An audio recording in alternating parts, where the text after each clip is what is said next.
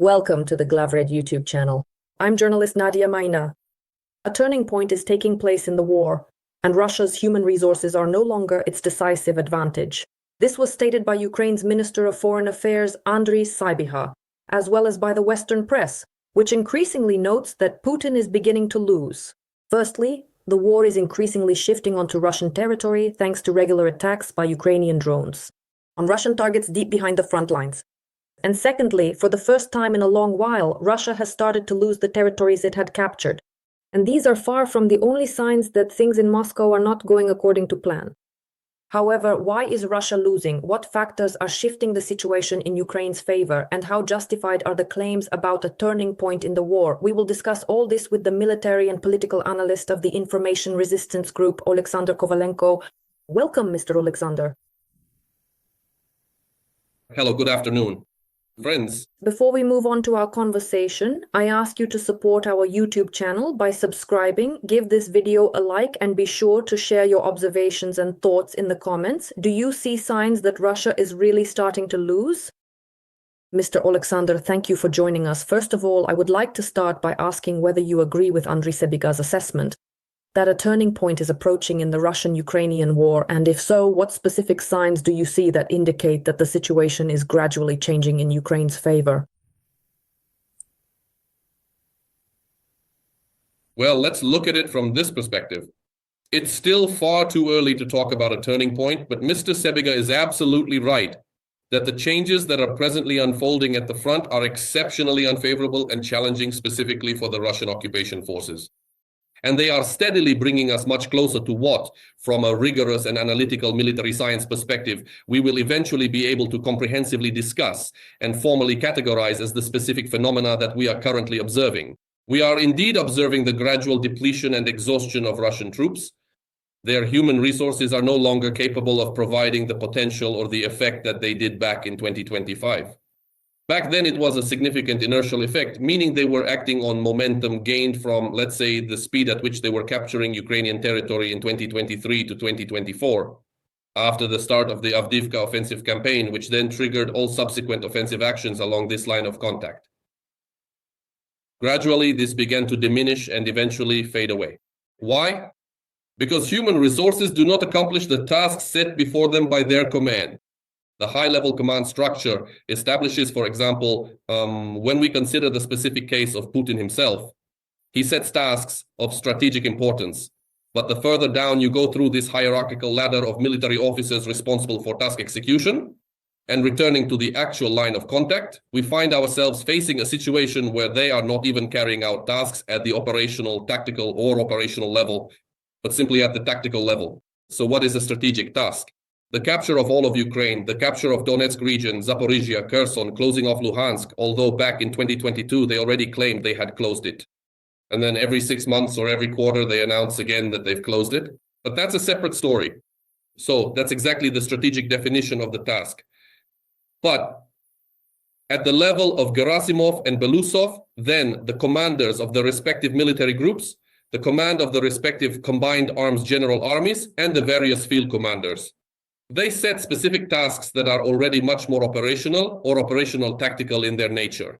But on the ground, what does it all come down to? It all comes down to capture that bush, take that tree line, cross the open field. You see that village over there with 15 houses, all completely destroyed. Only bricks remain. We need to capture that village by this evening. And they send one small tactical group after another into this meat grinder. So what is the result? As a result, we have a Ukrainian record, 1,500 days of defending Malotokmachka. So that's the outcome for the Russian occupiers at the level of the battlefield itself, the reality of combat at the tactical level. They carry out these tactical tasks, having been assigned some specific strategic objectives by their command. But all of this relies solely on the availability of human resources and manpower.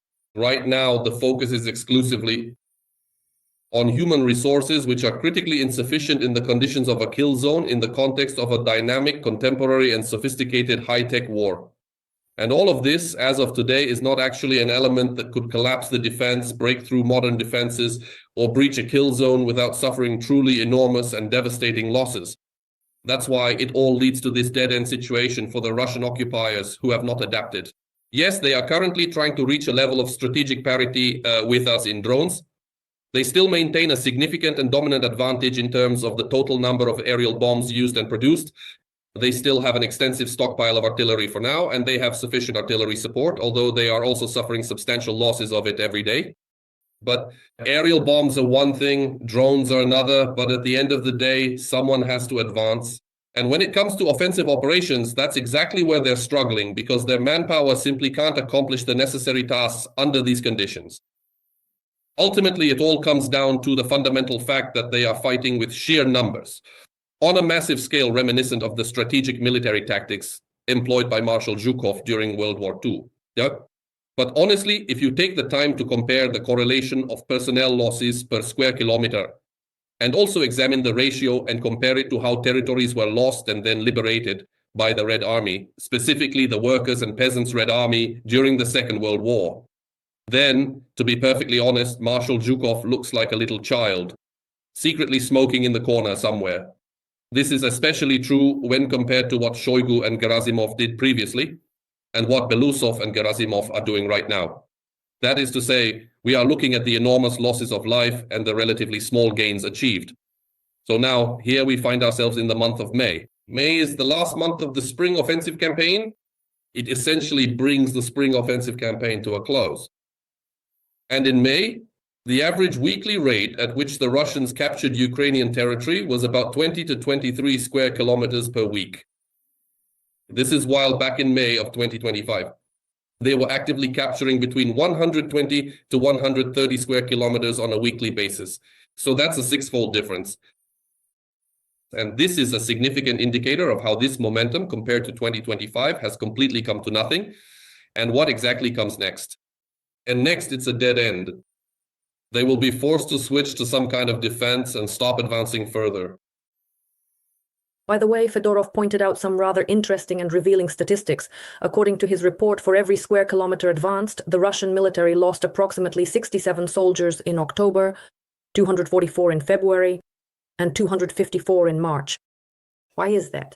Why such numbers? So, are the Russians so exhausted? Are the Russian troops so worn out that their assaults have become more frequent, like during the battle for Bakhmut? Or have we become more effective, using the same drones more efficiently, while the Russians have not yet adapted to this? Why is that? The battle for Bakhmut, I can say that compared to the losses the Russian occupying forces are currently suffering right now, that was like kindergarten for the Russians, to be perfectly honest with you. It was a massive meat grinder. And even then, they were all quite shocked by the sheer number of losses they had. But that was kindergarten. Now they are suffering consistent losses of about 1,000 men every single day. Yet they are making only very small and marginal gains on the ground. What exactly is the reason behind this trend? There are many factors. The fact that they are being used as cannon fodder, yes, that's true. The very concept of fighting with infantry alone already increases the level of losses. So, for example, whenever an armored personnel carrier is moving from one location to another, it is transporting a fully equipped squad of 10 personnel located either on or inside the APC. An FPV drone flies into it. As a result, there's an explosion. People are wounded or killed. But what's the point? The armor is there, and it still provides some protection against that FPV drone. And when it flies in there, they immediately abandon it just like that, lost. The equipment, expensive equipment, but at the same time, the likelihood of wounded who can be evacuated is higher than the likelihood of fatalities thanks to that armor. And what do we see happening now? A small all-terrain vehicle is driving along, or some other kind of light transport vehicle, and then an FPV drone hits it. There's a guaranteed to be a fatal strike for those inside. Even if there is only a wounded person, for example, if it's a pair of motorcyclists, an FPV drone hits, the gas tank is completely full, the fuel explodes, everyone is suddenly on fire, it's incredibly bright, it is just like New Year's for them right there in the month of May. Who's going to evacuate them? There are only two bodies. Even if both of them are severely injured, they almost instantaneously turn from wounded to dead while they are out there in the open field. The same applies to almost everyone. The strategic concept of deploying a small tactical group is intended to facilitate stealthy infiltration into hostile territory. But in reality, the casualty rate for these units is often enormous. When a small tactical group is operating in the field, if it is discovered by the enemy, it immediately comes under heavy fire. and the possibility of a successful medical evacuation is almost reduced to zero. It's impossible. Even the wounded become the dead. And that's why even minimal advances come at a huge cost. At this present moment, the ratio of those killed in action compared to those who have been wounded is roughly estimated to be 3-1. To be more specific, 60 to 65% of the total monthly losses suffered by the Russian occupation forces are actually fatalities, representing a significant majority of their total casualties on a monthly basis, 60 to 65%. This concept of using infantry leads to the creation of a vast tactical gray zone, spanning 5 to 10 or sometimes even 15 kilometers, to walk these 5, 10 or 15 kilometers on foot. And in the winter, the harsh weather conditions bring bitter frost and heavy snow. In the autumn and spring, it is usually during the prolonged periods of the muddy seasons, or in the summer, when the intense, scorching heat of the midday sun is at its peak. Sure, there's some greenery, but that doesn't mean you won't be noticed. You will be noticed. And then you won't even be evacuated if you get wounded. That's what it all comes down to. It's a failed concept, but the Russians don't have any other concept. Moreover, even though they have armored vehicles, they are so scarce that they can't afford to use them like they did in 2023 to 2024, or even in 2025. That's why they fight exclusively with manpower, but that's not the kind of resource that, without adapting to these conditions, can allow for effective fighting. And how will Russia continue to fight then? So, does it mean they will need mobilization if the level of losses remains the same or increases? yes, that's the only option for them at the moment. But we see that they are not rushing with mobilization for Putin. Mobilization even in 2025. In the spring of 2025, he tried to force mobilization on Gerasimov, then on Belolutsev, because without mobilization, they won't be able to continue the war, even at the current pace. But I don't see any immediate prospects or signs for mobilization starting in the very near future. That is, in about 2 to 3 weeks. Mobilization will most likely take place only after the upcoming elections have concluded. Here, we all understand very well what elections mean in Russia. But still, they need to somehow secure this position. That's what they'll do. And after the elections, the mobilization process will begin. Allow what? This will provide them with the opportunity to prolong this ongoing conflict well into 2027. I believe that the upcoming summer offensive campaign will motivate them to do precisely that course of action, because the summer offensive campaign will fail. They will fail it as well, just as before. So 2026 is after a full year of failed offensive campaigns, spanning across both the spring and summer seasons. I don't particularly like to make bold predictions or look too far ahead into the future. After all, I'm not Grandpa Vanga, but based on the clear signs we can already observe right now, I simply don't see any realistic prospects that the upcoming summer offensive campaign of 2026 will be any better in terms of its overall indicators than the previous summer offensive campaign of 2025. On the contrary, it was worse. And that's the conclusion we draw from this. They tried it. All right, we've talked about human resources. Let's talk about the technological turning point. As international analysts and the media are saying more and more often now, they increasingly talk about the fact that this technological breakthrough has happened. And Ukraine is beginning to defeat Russia in the drone war. It seems to have seized the initiative thanks to the systematic destruction of enemy air defenses, radars, logistics, military facilities, oil refineries, and so on. In your professional opinion, how accurate is it to say that we are starting to gain the upper hand in the drone war? And how will this burning out of Russian rear logistics continue to affect the front lines of the conflict and the overall capabilities of the Russian military? Yes, indeed. As of today, we can confidently say that we currently hold the strategic initiative when it comes to middle strikes and deep strikes. We are even significantly ahead of the Russian Federation in many respects. We possess the clear ability to broaden and expand our operational zones of influence and the specific directions of our strikes. This is especially true in terms of the overall depth of our strikes and the wide variety of targets we can hit simultaneously. And this is a very significant and clear indicator that shows we have finally not just successfully reached a level of strategic parity with Russia in terms of strikes on rear areas, but have actually started to consistently dominate and significantly surpass them. Of course, this creates certain serious and far-reaching negative consequences for the Russian Federation. Even now, we can see this effect. It's not just about how for years we've been exhausting their air defense, which is already showing results. They can no longer protect their own airspace. They are also starting to experience a shortage of ammunition. They are starting to run out of ammunition to shoot down all our drones, and as a result, this increases the success and effectiveness of our strikes. Logistics is a very important aspect. The success of any military operation, whether offensive or defensive, is built on two foundations. The first foundation is communications, the second foundation is logistics. If either of these critical elements, or indeed both of them together, are not functioning as intended, it results in a total disaster. Over the course of the past several years, we have gradually taken full control of the enemy's close-range logistics lines. And then, somewhere around the end of the year 2025 or the beginning of 2026, they reached a point where they couldn't even hide it anymore. They explicitly stated that even 20 kilometers from the line of contact, deeper into the temporarily occupied territories, it was already extremely hazardous for vehicles to be operating on the roads. This year, we achieved another monumental and strategic success. Russia was completely disconnected from Starlink. As a result, they were left without any access to high-efficiency satellite internet communication, which is vital for their operations. They managed to get out of this situation, but the quality is still inferior. It is indeed Starlink, but it's not exactly Starlink. But in this situation, they find themselves forced to install repeaters. They have to set up, for example, Wi-Fi bridges, utilize various military communications in general, and so on. In other words, things that we can hunt down and destroy more effectively. And while much is said about logistics, I would like to point out that many of our units are also systematically hunting Russian communications and telecommunication devices,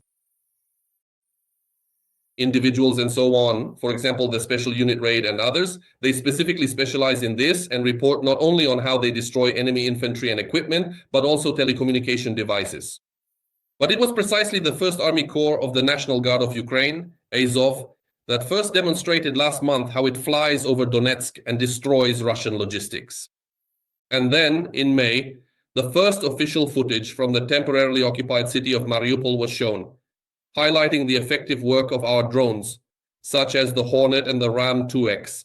Specifically over Mariupol, we are closely tracking Highway 14, which leads directly to Berdyansk, and then it branches out further towards Melitopol and Tokmak, but nevertheless. This clearly indicates that the mid-level logistics and the middle airspace, 80 to 120 kilometers from the line of contact, also falls under our strategic control. The Russians have also started actively whining about this because they understand very well that this logistics will not function. After a certain extended period of time, we will gradually expand our strategic operations to the point where, in principle, they will be left without the ability to safely transport their cargoes along the entire coastline of the Sea of Azov. That is, this isolation is not only about isolating the temporarily occupied Crimean Peninsula, it is actually about more than 35,000 square kilometers of temporarily occupied territory in the left bank part of Kherson region and the southern part of Zaporizhzhia region.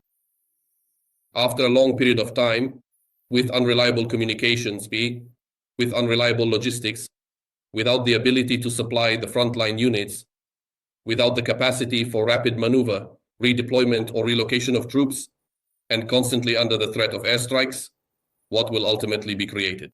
Specific conditions will be established so that Russia will have absolutely no opportunity to advance, although at this very moment, as we can already see, they are not advancing very effectively or efficiently. But our main stages, by the way, this is what we started with. The turning point, when it will happen, when the turning point will occur, is when they will no longer be able to hold the defense. That will be the real turning point. So even what we see now are situational counterattacks. They are effective, they are of high quality, but they are not counteroffensives. Counterattacks. These are isolated locations, isolated directions, not strikes that could collapse their entire defense, causing it to crumble and forcing them to flee. For 20 to 30 or even 40 kilometers deep into the temporarily occupied territories, and beyond that point, there is simply no opportunity to consolidate the maneuver. So they would eventually have to retreat, for example, back toward Rostov or the temporarily occupied Crimea, We haven't quite arrived at that specific stage of the conflict just yet. However, it is precisely all these systematic and targeted strikes on vital logistics networks and essential communication channels that are steadily bringing us much closer to the inevitable moment when they find themselves completely deprived of the necessary and effective tools for sustaining the overall defensive capabilities and structural integrity of that same Surovikin line. The Surovikin line, which at one time became a significant and formidable challenge for us, is a defensive strip that was built at the end of 2022 and the beginning of 2023. Without adequate supplies and without sufficient manpower, it simply cannot function effectively. We must act in such a way that manpower does not determine the final outcome of the defense, and that the supply of this manpower is systematically reduced to the absolute minimum. So when Gherkin Strelkov wrote after those aerial shots over Mariupol and Donetsk that soon there would also be a Ukrainian landing in Crimea, he is, in principle, seeing a bit into the future, right? Are we moving towards that? No. Well, Ukrainian forces have already landed there. Yes. Well, as I said, Ukraine has already landed in Crimea. There have been such precedents, such missions. But he is a notorious war criminal who actually rightfully deserves the gallows to be hanged. Still, it must be noted that in 2022, he was more or less, well, grounded in a sense of political realism. Unlike most Russian so-called experts, analysts, Z-war correspondents, and others who were all shouting SVO at the time, SVO, while Gherkin was saying, your SVO has failed, your operation has failed. And he was absolutely right. Because at that level, let's put it this way, if we are to speak strictly and analytically in terms of fundamental military science, what happened back in 2022 during the very first weeks of the so-called SVO already clearly exhibited numerous unmistakable signs that this was a fundamentally failed campaign? It shouldn't have been continued at all. Rather, it should have been gradually wound down, significantly scaled back, or completely halted at the specific stage it was at then. The Russian leadership simply did not possess the capacity to understand this. Why? Well, it is because the Minister of Defense was essentially a farmer in Ivot, and the President of Russia is primarily a KGB man. And KGB officers are not trained military personnel. They do not understand military science, how to hand someone over, how to squeeze someone out or raid someone else's business. That's a different story. That's what they're good at. In other words, Putin's street skills from St. Petersburg are just as they were and haven't changed. But this thug approach is not military science at all, not in any sense of the word. So neither the individual known as the Supreme Commander-in-Chief, who is responsible for making strategic level decisions, nor the Minister of Defense who handles decisions at the operational level, well, maybe only Gerasimov could be the exception. But Gerasimov is an opportunist. The main thing is that things are good for him. He didn't side with either Shoigu or Putin. Let's fight, let's do it. The main thing is that things are good for me. So what? And fundamentally, he still continues to remain in his position. He's making money off of this. He's only increasing his wealth from this war. He's satisfied with everything. He doesn't care about those young boys from Ryazan in their underwear. 1,000 of them every day, scattered somewhere. Their legs are scattered across Ukrainian soil. Well, where the foot of a Russian soldier steps, that's Russian land too. But there's a nuance actually in that saying.